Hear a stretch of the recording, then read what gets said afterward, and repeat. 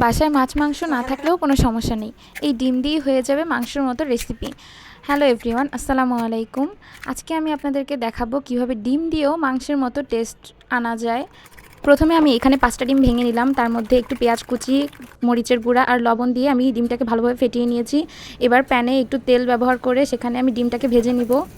তারপর ডিমটা উল্টে পাল্টে ভাজা হয়ে গেলে আমরা এখানে আমাদের ইচ্ছা অনুযায়ী যে যেরকম সাইজ রাখতে পছন্দ করেন সেভাবে করে কেটে নিতে হবে।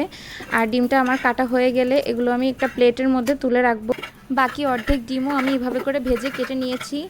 এখন চুলায় একটা প্যান বসিয়ে দিলাম, তার মধ্যে আমি একটু এলাচ, দারচিনি আর একটা তেজপাতা দিয়ে দিব। সামান্য তেল দিয়ে নিলাম, তার মধ্যে এগুলো একটু ভেজে নিব যাতে একটু ঘ্রাণ ছড়িয়ে যায়। তারপর এখানে পেঁয়াজ বাটা দিব, রসুন বাটা, আদা বাটা, জিরা বাটা, এই মশলাগুলো দিয়ে ভালোভাবে কষিয়ে নিব। মশলার পরিমাণগুলো খুব বেশি হবে না, একটু অল্প অল্প করে, যেহেতু আমি এটা ডিম দিয়ে করতেছি। সাথে সবগুলো গুঁড়ো মশলাই দিয়ে দিব। এরপর ভালোভাবে কষিয়ে নিব।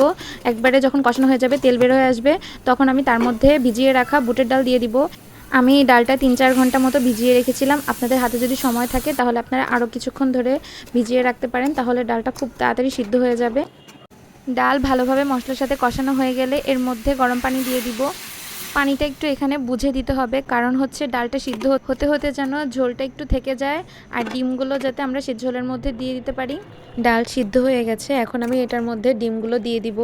আর ডিমগুলো দিয়ে কিছুক্ষণ ঢেকে রাখবো যাতে ডিমগুলো ঝোলটা সোক করে নিয়ে একটু ফুলে উঠে। এতে ঝোলের পরিমাণটাও ঠিক থাকবে আর ডিমটাও খেতে খুব মজা লাগবে। এবার এটাকে নামিয়ে নেওয়ার পালা। লাস্টে আমি এটার মধ্যে বেরেস্তা দিয়ে দিব, এরপর একটু ভাজা জিরার গুঁড়ো দিব আর একটু গরম মশলার গুঁড়ো দিয়ে দিব।